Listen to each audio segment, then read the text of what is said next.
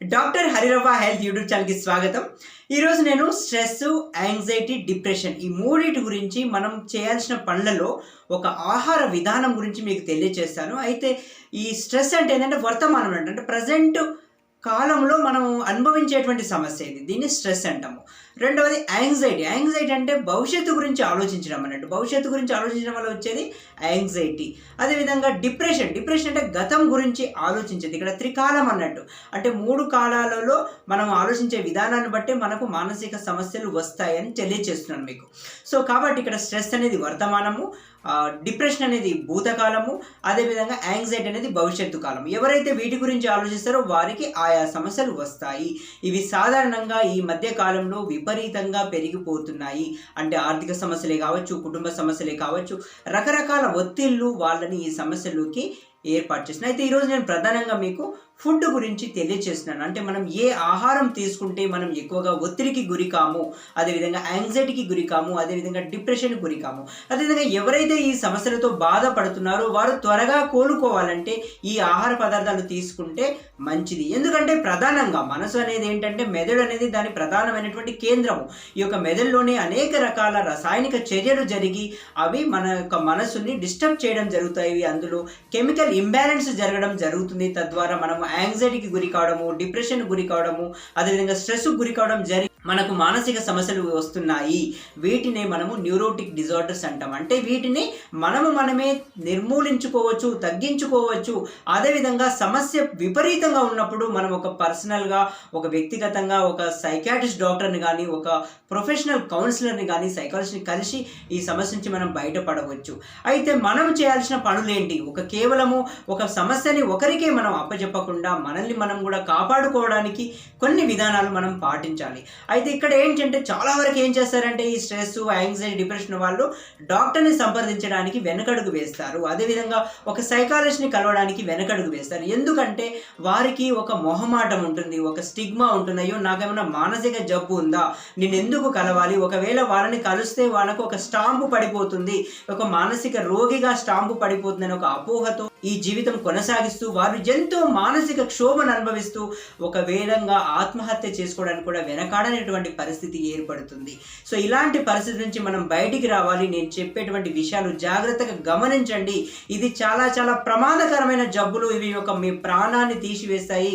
అదేవిధంగా మీ యొక్క ఆరోగ్యాన్ని, వివిధ ఆరోగ్యాన్ని, అంటే మానసిక ఆరోగ్యం వచ్చినంత మాత్రాన మనం ఏమైంది అని అనుకోవద్దు. దీనివల్ల మీకు ఎన్నో శారీరక రుగ్మతలు ఏర్పడతాయి. మీ యొక్క ఆర్థిక పరిపుష్టితి తగ్గిపోతుంది. మీ కుటుంబంను ఒక విధంగా సమయం కేటాయించలేక ఇతర చెడు పదార్థాలకు మీరు అలవాటు పడి బానిసలుగా తయారయ్యి మీ కుటుంబమే సర్వనాశనం అయ్యే పరిస్థితి ఏర్పడుతుంది. కాబట్టి మీ మనసు ఎంతో స్వచ్ఛంగా, ఎంతో గొప్పగా, ఎంతో దృఢంగా ఉండాలని నేను కోరుకుంటున్నాను. దాని కొరకు నేను చేసే ప్రయత్నం ఈ యొక్క వీడియోస్. మీరు మోటివేట్ కావాలి. ఈ వీడియోస్ విన్న తర్వాత మీరు ఒక సైకాలజిస్ట్ని కానీ, ఒక ప్రొఫెషనల్ కౌన్సిలర్ని కానీ, ఒక సైకాలజిస్ట్ని కానీ కలవడం అలవాటు చేసుకోండి. దీనివల్ల మీకు వచ్చేటువంటి నష్టం ఏమి లేదు. మీరు ఇంకెంతో ఆరోగ్యంగా, మానసికంగా ఆరోగ్యంగా తయారవుతారు. మానసిక ఆరోగ్యం లేకుండా శారీరక ఆరోగ్యం ఉండదనే విషయం మీరు తెలుసుకోవాలి. అయితే ప్రధానంగా మరొక విషయం ఏంటంటే చాలా వరకు ఏం చేస్తారంటే ఫస్ట్ ఈ సమస్య ఎవరైతే లోన్ అవుతారో, వాళ్ళు స్ట్రెస్ గురవుతారు, వాళ్ళకి తెలుసు యాంగ్జైటీ గురించి, వాళ్ళకి తెలుసు భయపడుతున్నారని, వాళ్ళకి డిప్రెషన్ బాధపడుతున్నారని తెలుసు. అయితే వీళ్ళు ఏం చేస్తారంటే ఎవరిని కలవరు, వాళ్ళకు వాళ్ళే ఆలోచించుకుంటారు. వాళ్ళు ఒక పుస్తకం కొనుక్కుంటారు, మోటివేషన్ బుక్స్ కొనుక్కొని చదువుతారు, యూట్యూబ్లో మోటివేషన్ స్పీచెస్ వింటారు. సో ఇలా ఒక న్యూస్ పేపర్లో కానీ, ఒక వార్తాపత్రికలో వచ్చేటువంటి వార్తలు, టీవీలో వచ్చే విషయాలు విని వాళ్ళని వాళ్ళు మోటివేట్ చేయడానికి కొంచెం ప్రయత్నం చేస్తారు. ఇది మొదటి స్టేజ్ అన్నట్టు. ఈ స్టేజ్లో వాళ్ళు ఏం చేస్తారంటే కొంతమంది సక్సెస్ అవుతారు, కొంతమంది కారు. ఆ తర్వాత వాళ్ళు ఏం చేస్తారంటే ఎవరితో ఒకరి సలహా మేరకు వాళ్ళ కుటుంబ సభ్యులతో మాట్లాడడం ప్రారంభిస్తారు, లేదా తెలిసిన వ్యక్తులతో మాట్లాడతారు, లేదా ఒక మెంటార్, అంటే తనకు కొంచెం ఇతనితో మాట్లాడితే నా మనసు నిమ్మలం అవుతుంది, కొంచెము రిలాక్స్ అవుతుంది, అతను కొంచెం నన్ను మోటివేట్ చేస్తాడు, ఇన్స్పైర్ చేస్తాడు, అటువంటి వ్యక్తులతో మాట్లాడితే ఇది మొదటి స్టేజ్. రెండో స్టేజ్ వచ్చేసరికి వాళ్ళు ఏం చేస్తారంటే ఒక ప్రొఫెషనల్ కౌన్సిలర్ని కలవడం స్టార్ట్ చేస్తారు. అంటే ఒక సైకాలజిస్ట్ని కానీ, ఒక సైకలాజికల్ కౌన్సిలర్ని కానీ ఇలా కలవడము. సైకోథెరపిస్ట్ ఇలా ఉంటారంటూ మీరు మార్కెట్లో కానీ, ఒక పేపర్లో, న్యూస్ పేపర్లో కానీ, ఆన్లైన్లో కానీ సెర్చ్ చేసి వాళ్ళని కలవడం చేస్తారు. వాళ్ళు కలవడం వల్ల వాళ్ళు కొంత కౌన్సిలింగ్ చేయడం వల్ల కొంత సమస్య నుంచి బయటపడతారు. ఒకవేళ సమస్య తీవ్రంగా ఉందనుకోండి, వాళ్ళు సలహా ఇస్తారు, మీరు సైకాట్రిస్ట్ డాక్టర్ని కలవండి అని. లేదా వాళ్ళ ఇంటికి వచ్చిన తర్వాత ఈ సమస్య పరిష్కారం కావట్లేదు, ఎట్లా ఏంటని అంటుంటే ఎవరో ఒకరు సలహా ఇవ్వడం వల్ల కానీ, టీవీలో చూడడం వల్ల కానీ, పేపర్లో చదవడము, అడ్వర్టైజ్ ఇలా ఇలా డిఫరెంట్ విధానాల ద్వారా వాళ్ళు ఒక సైకాట్రిస్ట్ డాక్టర్ని కలవడము స్టార్ట్ అవుతుంది. సైకాట్రిస్ట్ డాక్టర్ని కలిసిన తర్వాత అతను ఏం చేస్తాడంటే ప్రధానంగా మెడిసిన్సే రాస్తాడు. సో ఎందుకంటే సైకాట్రిస్ట్ అంటే మెడిసిన్స్ రాసేటువంటి వైద్య నిపుణుడు, మానసిక వ్యాధి వైద్య నిపుణుడు. కాబట్టి అతను ఫస్ట్ తన మొదటి ప్రిఫరెన్స్ మాత్రం మెడిసిన్ రాయడానికి ప్రాధాన్యత ఇస్తాడు. ఆ తర్వాత మీకు కౌన్సిలింగ్ చేయడం ప్రారంభిస్తాడు, లేదా తన ఛాంబర్లో ఉన్నటువంటి తన హాస్పిటల్లో ఉన్నటువంటి ఇతర కౌన్సిలర్తో కానీ సైకాలజిస్ట్తో కానీ కౌన్సిలింగ్ చేపిస్తాడు. సో ఈ విధానము అప్లై చేయబడుతుంది. ఇక్కడ తన పేషెంట్ తను సంపూర్ణంగా మానసిక సమస్య నుంచి బయటకు వస్తాడు, తన నిత్య జీవితంలో తను చేసే జీవన విధానాన్ని కొనసాగిస్తాడు. అయితే సైకాట్రిస్ట్ డాక్టర్ని కలిసిన తర్వాత ఇక్కడ మనుషులు మళ్ళీ ఆ పేషెంట్లు ఎవరైతే ఉన్నారో ఆ సైకాట్రిస్ట్ డాక్టర్ని ఎవరైతే కలిశారో వాళ్ళు మళ్ళీ 3 రకాలుగా విడిపోతారు. ఏంటంటే ఫస్ట్ సైకాట్రిస్ట్ డాక్టర్ని ఎవరో చెప్పడం వల్ల వచ్చి కలుస్తాడు. తద్వారా ఆయన ఏంటంటే మెడిసిన్ రాస్తే నేను వాడతానా వాడకూడదు కదా అని ఆయన మనసులో ఉంటుంది. మెడిసిన్ లేకుండా బాగా కావాలనుకుంటే ఇప్పటికి ఆల్రెడీ ప్రయత్నం చేశాడు కానీ సక్సెస్ కాలేడు.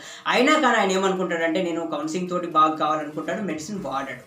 సో కేవలం డాక్టర్ని కలుస్తాడు, కన్సల్టేషన్ ఫీజు పే చేస్తాడు, ఒక ప్రిస్క్రిప్షన్ రాయించుకుంటాడు, కానీ మెడిసిన్స్ కొనుక్కోడు. సో ఇక్కడ తర్వాత ఏం చేశాడంటే కొందరు మెడిసిన్ కొనుక్కున్న తర్వాత వాళ్ళ ఇంటికి వెళ్ళిన తర్వాత ఎవరో ఒకరు కలుస్తారు, ఒక మేధావి కలుస్తాడు అతనికి. ఇలా సైకాట్రిస్ట్ మెడిసిన్స్ వాడడం వల్ల మీరు ఇంకా సైకాట్రిక్ పేషెంట్గా మారిపోతారు, జీవితకాలం మీ మెడిసిన్స్ వాడాల్సి వస్తుంది మీరు. సో ఇలా అతన్ని ఒక రకమైనటువంటి విషయం అతనికి చెప్పడం వల్ల అతను భయానికి లోనవుతాడు.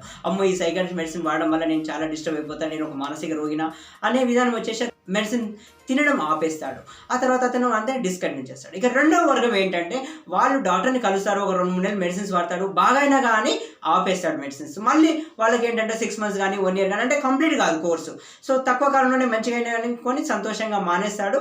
వీళ్ళు రెండో వర్గానికి చెందినారు. మూడో వర్గం ఏంటంటే డాక్టర్ ఎలా చెప్తే అలా వింటారు. 6 నెలలు అంటే 6 నెలలు, సంవత్సరం అంటే సంవత్సరము, 2 years అంటే 2 years అలా మెడిసిన్స్ వాడుతూ డాక్టర్ ఎలా చెప్తే అలా విని వాళ్ళు కౌన్సిలింగ్ అవుతే కౌన్సిలింగ్, మెడిసిన్ అవసరమైతే మెడిసిన్ వాడుకుంటూ వాళ్ళు సమస్య నుంచి బయటకు వస్తారు. ఈ విధంగా సైకాట్రిస్ట్ డాక్టర్ని కలిసిన వాళ్ళు 3 రకాలుగా ఉంటారు. అంటే అసలు ట్రీట్మెంట్ ఏమాత్రం కొనసాగించని వాళ్ళు ఉంటారు, రెండో వాళ్ళు ట్రీట్మెంట్ కొనసాగించి ఇంప్రూవ్మెంట్ వచ్చి స్టాప్ చేసే వాళ్ళు ఉంటారు, మూడో వాళ్ళు డాక్టర్ ఎలా చెప్తే అలా విని వాళ్ళు ఉంటారు.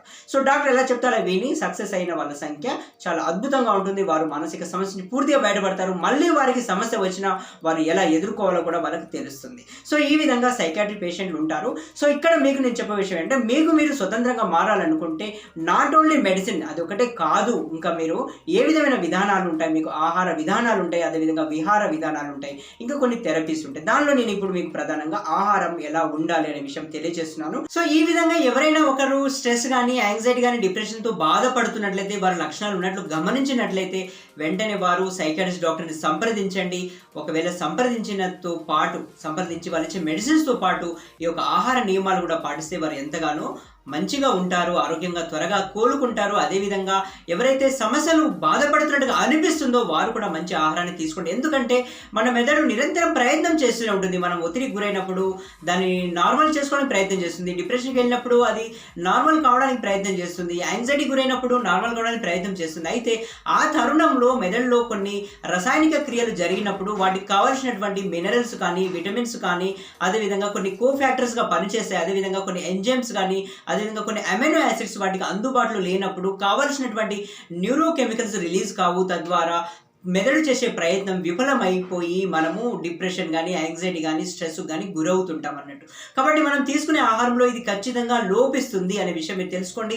ఇప్పుడు మీరు తీసుకునే ఆహారంలో ఈ పదార్థాలు ఎక్కువగా ఉండవు. సాధారణంగా ఎక్కువగా మనకు మెగ్నీషియం, ఒక మెదడు అనేది నరాలు ఆ న్యూరాన్స్ తనను తాను రిపేర్ చేసుకోవడం కానీ జరగాలనుకుంటే, అది ఒక శక్తి తనను జరిగేటువంటి ఇన్సల్ట్ని తట్టుకోవాలంటే దానికి మెగ్నీషియం ఎక్కువగా అవసరం ఉంటుంది. అదేవిధంగా అనేక రకాల పదార్థాలు కావాల్సి ఉంటుంది. మెగ్నీషియం, జింక్, ఐరన్, అదేవిధంగా విటమిన్ బి కాంప్లెక్స్ విటమిన్స్, అదేవిధంగా విటమిన్ సి, ఇలాంటి అనేక రకాల పదార్థాలు మనకు అవసరం ఉంటాయి. మైక్రో ఎలిమెంట్స్ కూడా అవసరం ఉంటాయి, కావాల్సినటువంటి పొటాషియము, సోడియము, అదేవిధంగా సెలీనియము, ఇలాంటి పదార్థాలు మనకు కావాల్సినటువంటి ఆహారాల్లో లభిస్తలేదు ఈ మధ్య. అంటే లభిస్తుంది కానీ అటువంటి ఆహార పదార్థాలు మనం తీసుకోవట్లేదు. కాబట్టి మీకు సలహా నేను ఇస్తున్నాను, ఉదయం లేచిన కాంచి రాత్రి పడుకునేంత వరకు ఏ ఆహార పదార్థాలు తీసుకుంటే మనకు మెదడుకు కావాల్సినటువంటి డిప్రెషన్, స్ట్రెస్, యాంగ్జైటీ గురి కాకుండా ఎలా కాపాడుతుందో ఉంటుందో అలాంటి పదార్థాలు మీకు తెలియజేస్తాను. ఈ వీడియో మీరు పూర్తిగా వినండి.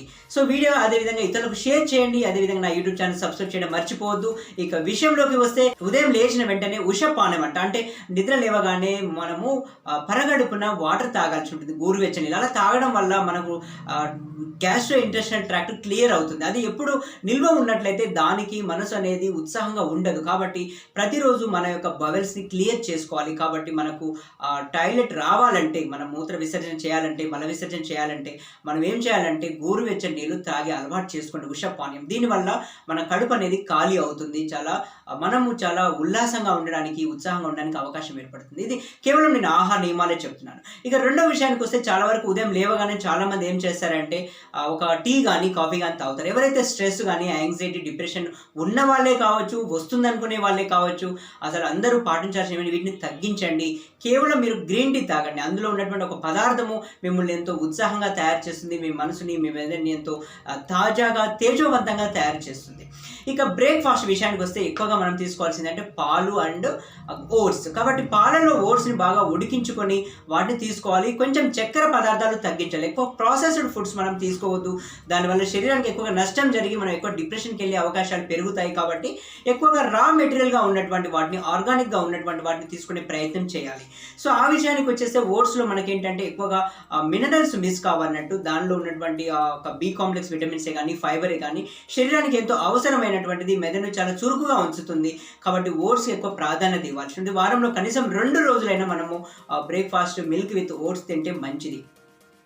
అదేవిధంగా నూనెలో వేపుడు చేసినటువంటి బ్రేక్ఫాస్ట్ కాకుండా చాలా తేలికగా జీర్ణమయ్యేటువంటి బ్రేక్ఫాస్ట్ మనం తీసుకోవాలి.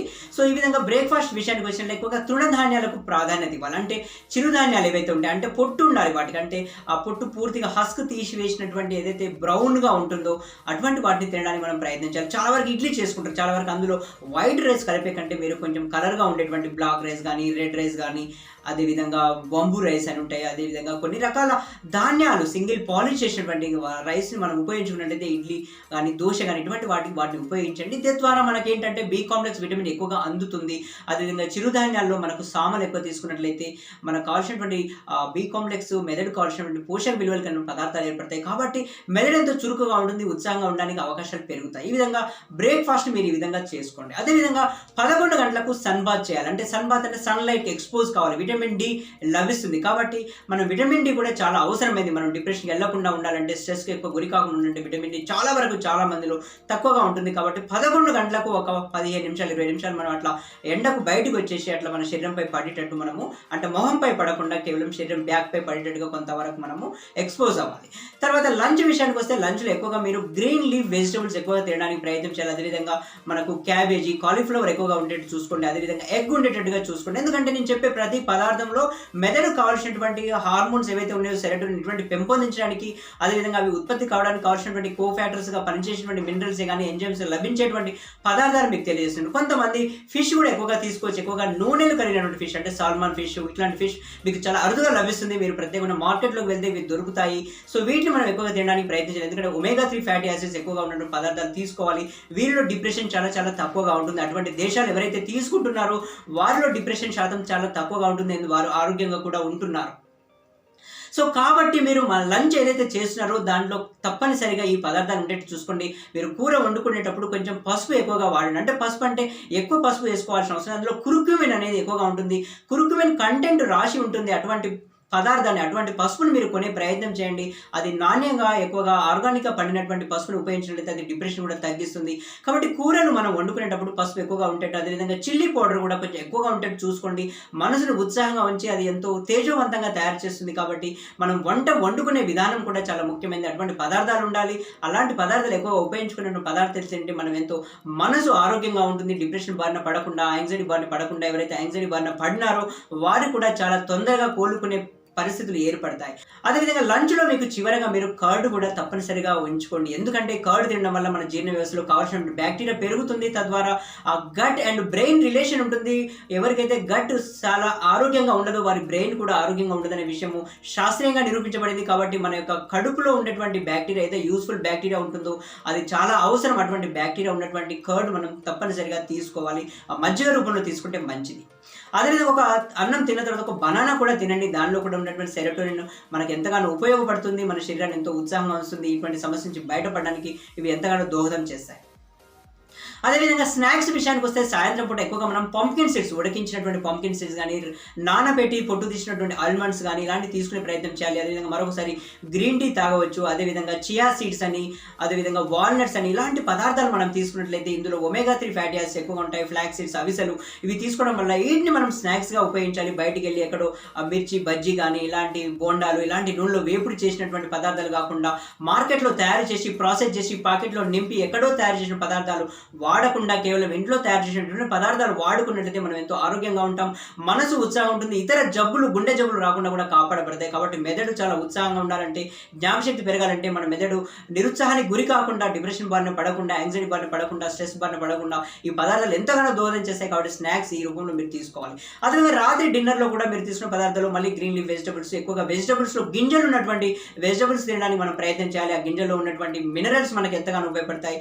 ఈ విధంగా మనం త్వరగా పడుకొని రాత్రి పడుకున్నప్పుడు ఒక గ్లాస్ పాలు తాగి పడుకున్నట్లయితే మనం ఎంతగానో ఆరోగ్యంగా నిద్రపోతాం. మన మనసులో ఎంతో ఉత్సాహంగా ఉంటుంది. అదేవిధంగా ఈ డిప్రెషన్, స్ట్రెస్, యాంగ్జైటీ తగ్గి మన మానసిక సమస్యను త్వరగా బయటపడతాం. అదేవిధంగా మెడిసిన్స్ వాడుకునే వాళ్ళు కానీ వాడని వాళ్ళు కూడా ఈ నియమాలు పాటించినట్లయితే వారు త్వరగా ఈ యొక్క డిప్రెషన్ నుంచి బయటపడతారు. చూస్తూనే ఉండండి. నా వీడియోస్ ఇలా షేర్ చేయండి. Thank you very much.